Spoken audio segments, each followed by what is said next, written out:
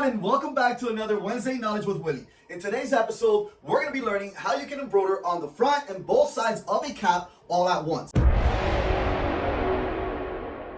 In the last two episodes, I showed you how you can hoop the hat so that you can be able to do this, and I also showed you how you can open your parameters so that the machine can go from one side all the way to the other all on its own. So make sure you watch those videos because they're very informative so that you can get to this point, which is actually embroidering. Alright, let's get right to it. Before we get started, there's a couple of things we should know because in the end of the day, the machine will be the one doing pretty much everything. Now there are two things that you need to focus on. Number one is going to be the design, and number two is going to be the process, meaning the way you hoop it and if you're going to be using stabilizer or not.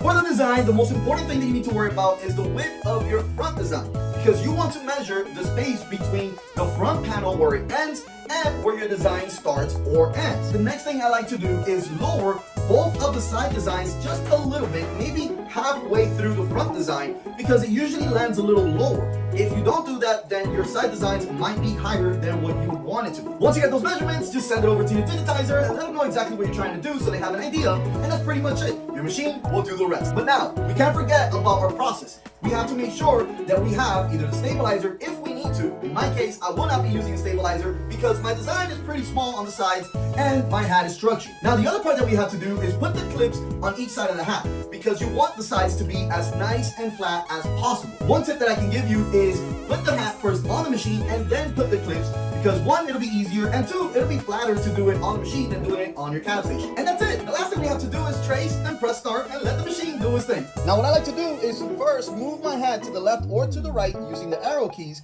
to be able to put the clips on.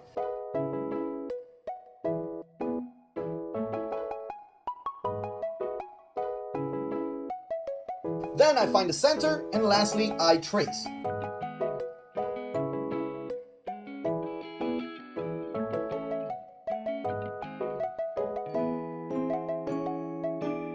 All right, let's go ahead and do it.